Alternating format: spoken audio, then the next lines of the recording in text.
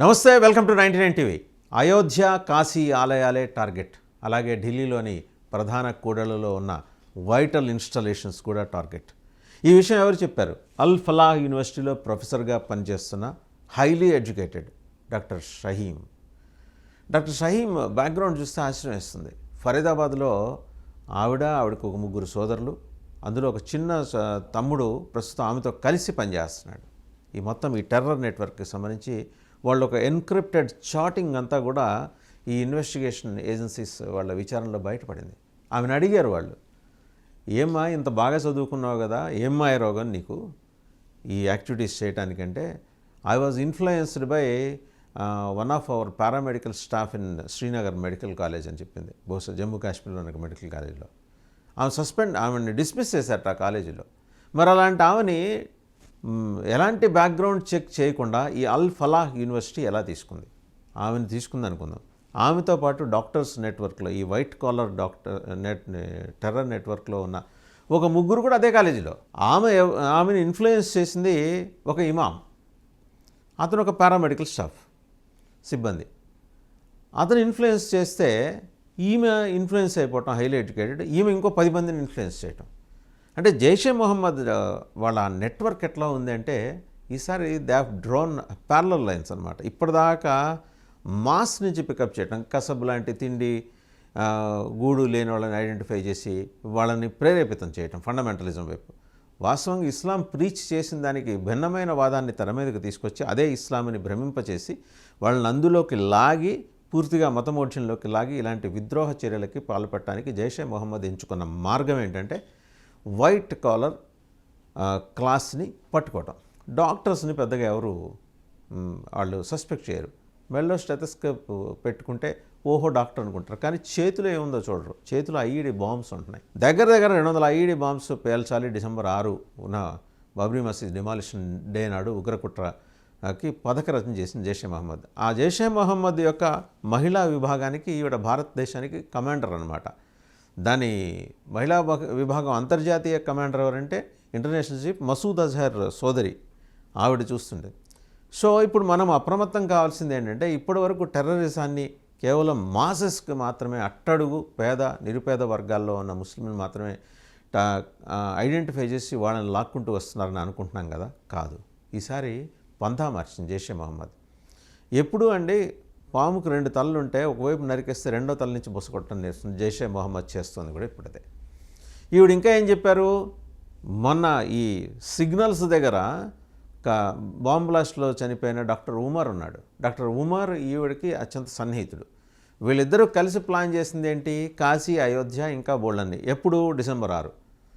So ముందరే దీన్ని ఛేదించినాయి పోలీస్. జమ్మూ అండ్ కాశ్మీర్ పోలీసుకి ఫస్ట్ మార్కులు వేయాల్సింది వాళ్ళకి. అందులో మన తెలుగు ఆయన ఉన్నారు, డాక్టర్ సందీప్ అని. ఆయన కర్నూలు జిల్లా వాస్తవ్యులు. ఆయన కర్నూలు మెడికల్ కాలేజీలో చదువుకున్నారు. అక్కడి నుంచి ఆయన పోస్టింగ్ తర్వాత అంతా జమ్మూ అండ్ కాశ్మీర్లోనే చాలా ఏరియాస్లో, బారాముల్లా లాంటి క్రిటికల్ ఏరియాస్లో కూడా ఆయన పనిచేశారు.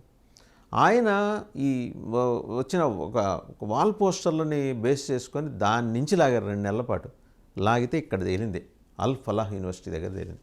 ఇప్పుడు అర్థం చేసుకోవాల్సింది ఏంటంటే, ఇప్పుడు ఫరీదాబాద్లో ఉన్న ఈ అల్ ఫలాహ్ యూనివర్సిటీకి మనం ఎంతసేపు ఇంటెలిజెన్స్ ఏజెన్సీని బ్లేమ్ చేయటం, ఏం జరుగుతుంది, ఏం చేస్తున్నారు వీళ్ళు, ఎందుకు అసలు ఇంటెలిజెన్స్ ఏజెన్సీని బ్లేమ్ చేయాలి?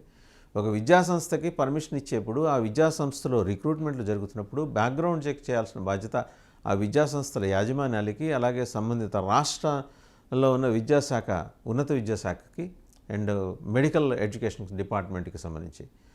నేషనల్ మెడికల్ కౌన్సిల్ ఏం చేస్తుంది, వాళ్ళకి ప్రిస్క్రైబ్డ్ గైడ్లైన్స్ ఉంటాయి. మినిస్ట్రీ ఆఫ్ హెల్త్కి వాళ్ళు ఇన్ఫామ్ చేయాలి, బ్యాక్గ్రౌండ్ చెక్ చేసి యూజీసీకి ఇన్ఫామ్ చేయాలి. ఇదంతా ఎందుకు జరగలా?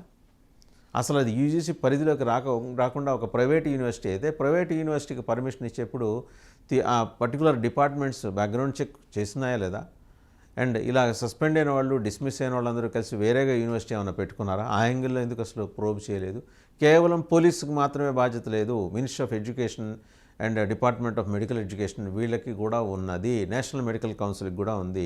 ఇదివరకు ఎంసీఐ అనేవాళ్ళ మెడికల్ కౌన్సిల్ ఆఫ్ ఇండియా, ఇవాళది నేషనల్ మెడికల్ కౌన్సిల్, జాతీయ మెడికల్ కౌన్సిల్గా మారింది. వాళ్ళకి బాధిస్తుంది.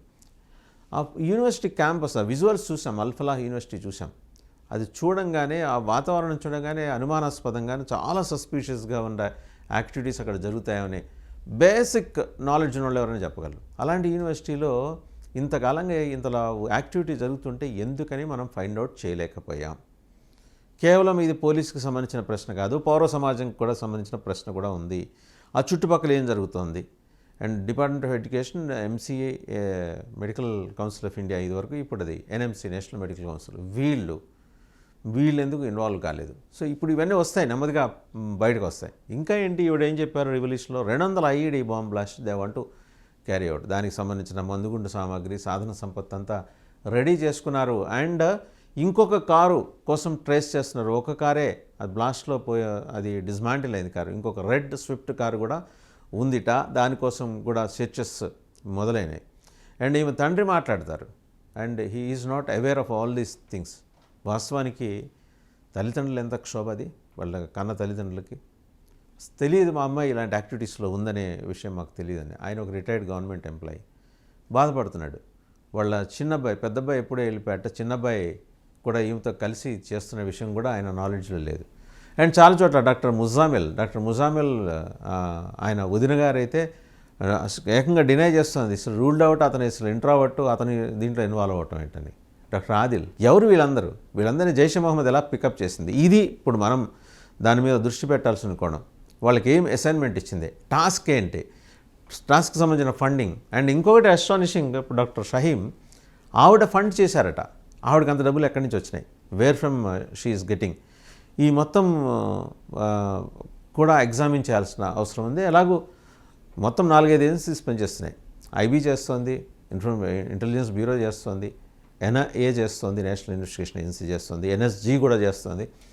Jammu Kashmir police as well Delhi police కూడా, హర్యానా పోలీస్, వీళ్ళందరూ కలిసి చేస్తున్న ఈ ఇన్వెస్టిగేషన్లో ఇంకా బోల్డ్ అనే రెవల్యూషన్స్ బయటకు రావాలి. కాశీని, అయోధ్యని ఎందుకు టార్గెట్ చేసుకున్నారు? సింపుల్, డిసెంబర్ 6 సంఘటనని వాళ్ళు ఇక్కడ ప్రస్తావన చేయదలుచుకున్నారు. బాబ్రీ మసీద్ విధ్వంస దినం కాబట్టి ఆ రోజున ఏదో ఒకటి ప్రధాన ఆలయాలలో చేయాలి, హిందూ ఆధ్యాత్మిక క్షేత్రాల్లో మాత్రమే చేయాలి అనేది వాళ్ళు ఆలోచనగా తెలుస్తుంది.